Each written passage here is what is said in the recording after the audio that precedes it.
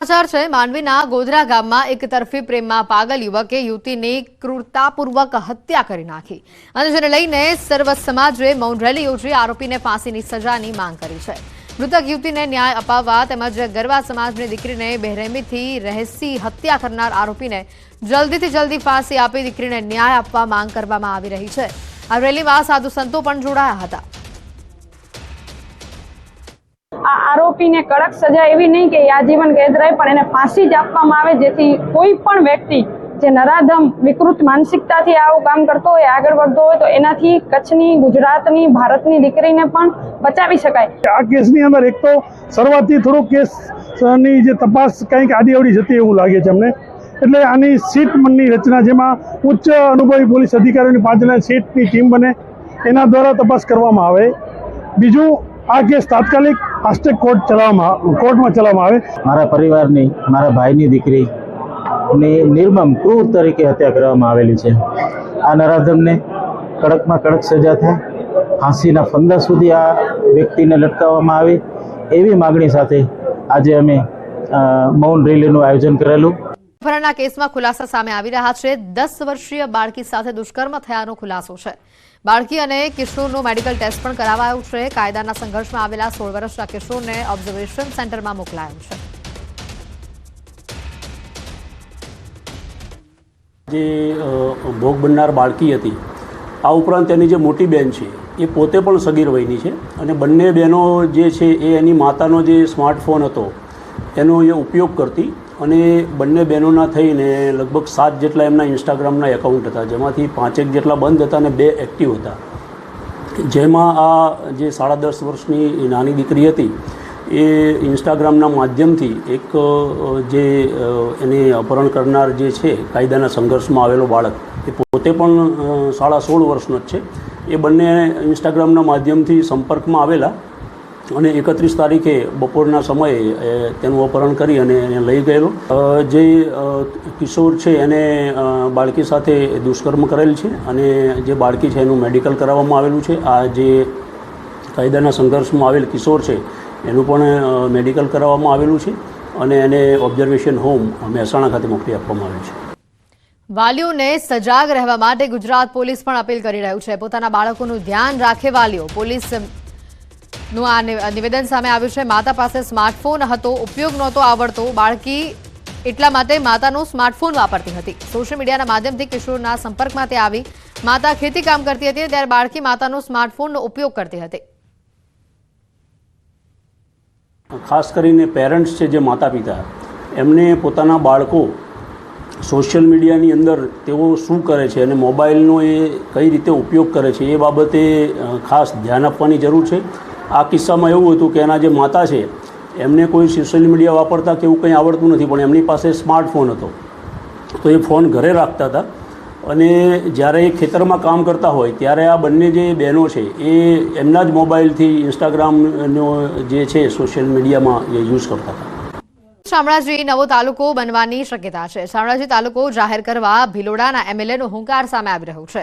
શામળાજી મહોત્સવમાં તેમણે નિવેદન આપ્યું। વર્ષ 2016થી શામળાજી તાલુકો બનાવવાની માંગ થઈ રહી છે। મુખ્યમંત્રીને રજૂઆત કરી દરખાસ્ત કરાઈ છે। વર્ષ 2025માં શામળાજી તાલુકો બનવાની શક્યતા છે। માનનીય મુખ્યમંત્રી શ્રી પાસે જઈ અને શામળાજી તાલુકો બને એ માટેની દરખાસ્ત પણ કરી છે અને આ 2016 થી તાલુકાની માગણી છે। હું માનું છું ત્યાં સુધી આ વર્ષની અંદર આ એક તાલુકો બને અને વિકાસના પંથે જાય અને તાલુકો બનવાથી આખા દેશના અહીંયા નાગરિકો આવે અને સુવિધા મળે એ માટેના અમે પ્રયત્નો કરવા જઈ રહ્યા છીએ। દ્વારકા નજીક હાઈવે માર્ગ ઉપર બસનો ગોઝારો અકસ્માત સામે આવી રહ્યો છે। કુરાંગા પોરબંદર ચોકડી પાસે ખાનગી બસ પલટી મારી ગઈ। બસ પલટતા બસમાં સવાર 15 થી 20 મુસાફરોને ઈજાઓ પહોંચી છે। તમામને 108 મારફતે હોસ્પિટલ પહોંચાડવામાં આવ્યા છે। પોલીસે ઘટના સ્થળે પહોંચી સમગ્ર મામલે તપાસ હાથ ધરી। તો કુરાંગા હાઈવે પાસેથી એક બસ પલટી ખાઈ ગઈ હતી। ઇમરજન્સીમાં ટોટલ અમારી પાસે 21 પેશન્ટ આવ્યા હતા। એમાંથી 21માંથી ટોટલ 18 ફિમેલ હતા, 2 મેલ પેશન્ટ હતા અને એક 12 વર્ષનો છોકરો હતો। ઈજામાં વાત કરીએ તો ઈજામાં કોઈને ખાસ કોઈ એક્સપાયર થઈ જાય એવું કોઈ મેજર ક્રિટિકલ કોઈ ઈજા એવું કંઈ છે નહીં કોઈને.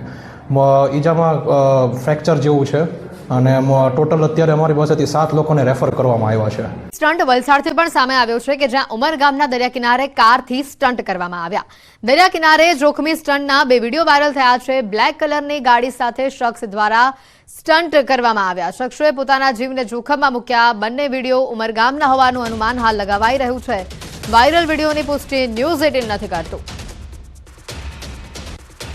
જે રીતે આ સ્ટન્ટનો વધુ એક દ્રશ્યો આવી રહ્યા છે વલસાડથી. શખ્સોએ પોતાના જીવને જોખમમાં મૂક્યા અને જે પ્રકારે તેઓ ગાડી હંકારી રહ્યા છે તેના આ દ્રશ્યો પણ સામે આવ્યા છે. વધુ માહિતી મેળવીશું. ભરત જોડાઈ ચૂક્યા છે ફોન લાઈન પર. ભરત, જે રીતે આ ફિલ્મી સ્ટાઇલમાં સ્ટન્ટ કરતા આ નબીરાઓ છે જે સતત બેફામ બની રહ્યા છે, ત્યારે વધુ એક આ કાર ચાલકનો વિડીયો સામે આવ્યો છે. હાલ કારની નંબર પ્લેટના આધારે કોણ છે આ વ્યક્તિ તેની તપાસ કરાઈ શકે કે? જી બિલકુલ, અત્યારે જે તે વિડીયોમાં જોવાઈ રહ્યું છે કે ન માત્ર સામાન્ય યુવક પરંતુ ભાજપના ઝંડા સાથે આ યુવકે છે દરિયા કિનારે આ રીતના જોખમી સ્ટન્ટ કર્યા હતા અને અત્યારે સોશિયલ મીડિયામાં પણ તેને આ છે વિડીયો અપલોડ કરેલો છે. બનાવ બાદ આવતા બીજો અન્ય એક વિડીયો પણ સામે આવ્યો છે. આમ ઉમરગામના નારગોલથી લઈ અને ઉમરગામ સુધીના દરિયા કિનારે જુદા જુદા 2 વિડીયો છે એ કારમાં સ્ટન્ટના બહાર આવ્યા છે. દરિયા કિનારે જે તે જોખમી સ્ટન્ટ કરવામાં આવે છે એને લઈને અત્યારે મુદ્દો ચર્ચાનું કેન્દ્ર છે. જોકે સૌથી વિશેષ વાત એ છે કે ભાજપના ઝંડા સાથેની ગાડીમાં આ વિડીયોએ જે યુવકે શોબાજી કરી અને જે વિડીયો છે એ અપલોડ કરેલો છે તેને લઈને અત્યારે માહોલ ગરમાયો છે. જોકે અત્યાર સુધી ચર્ચાઈ રહ્યું છે એ મુજબ વિડીયો જૂનો હોવાનું પણ ચર્ચાઈ રહ્યું છે, પરંતુ આ મામલે હવે પોલીસ સ્ટેશન ઉમરગામ પોલીસ સુધી મામલો પહોંચતા હવે ઉમરગામ પોલીસે પણ આ વિડીયો મામલે જરૂરી કાર્યવાહી હાથ ધરી છે. બિલકુલ, આભાર ભરત માહિતી બદલ. આ બંને દ્રશ્યો જે સામે આવી રહ્યા છે કાર ચાલકના આ સ્ટન્ટબાજી કરતા એમાંથી એક ગાડી છે કે જે કોઈ ભાજપના કાર્યકરની હોય તે પ્રકારનું સામે આવી રહ્યું છે, કારણ કે ભાજપનો ઝંડો આ ગાડી ઉપર લહેરાઈ રહ્યું છે. ત્યારે આ સ્ટન્ટબાજો ક્યારે સુધરશે તે મોટો સવાલ છે. હાલ પૂરતું તો લાગી રહ્યું છે કે આ વિડીયો જૂનો હશે. ત્યારે બંને દ્રશ્ય આપણે બતાવી રહ્યા છે મોરબી અને વલસાડથી કે જ્યાં સ્ટન્ટબાજો બેફામ બની રહ્યા છે. આ બાઇક ચાલક જે રીતે બાઇક ચલાવી રહ્યું છે અને કોઈ વિડીયો બનાવે છે તેવું ખબર પડતા તે તરત જ નીચે કૂદવાનો ડિવાઈડર સાથેથી નીચે ઉતરવાનો પ્રયત્ન કરે છે. આમાં તે અન્યના જીવને પણ જોખમમાં મૂકી રહ્યું છે અને પોતાના જીવને પણ જોખમમાં મૂકી રહ્યું છે. તો બીજી બાજુ વલસાડમાં પણ કાર ચાલક દરિયા કિનારે સ્ટન્ટ કરતો હોય તેવા દ્રશ્યો સામે આવ્યા છે.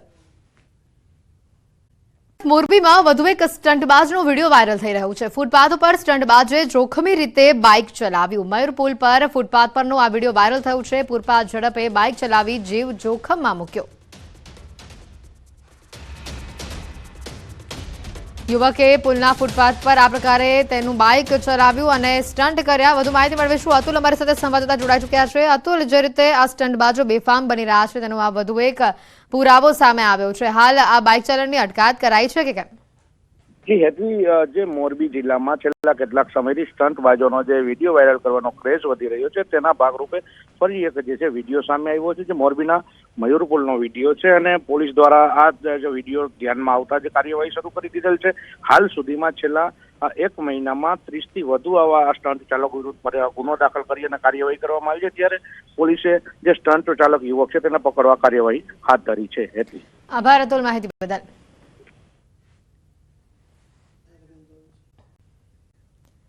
બનાસકાંઠામાં જિલ્લા વિભાજનનો વિવાદ થંભવાનું નામ નથી લઈ રહ્યું. જી હા, બનાસકાંઠાના ધાનેરામાં વિભાજનના વિરોધના હાથમાં બેનર્સ અને સૂત્રોચ્ચારની સાથે લોકોએ વિશાળ રેલી કાઢી પોતાનો વિરોધ દર્શાવ્યો છે. લોકોએ ધાનેરાના મામલતદારને આવેદનપત્ર આપ્યું છે.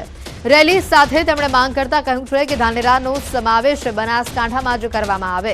મહત્વનું છે કે આ બાબતે ધાનેરામાં બંધનું પણ એલાન અપાયું છે, જેમાં વેપારીઓએ ધંધા રોજગાર બંધ રાખી આ બંધને સમર્થન આપ્યું હતું.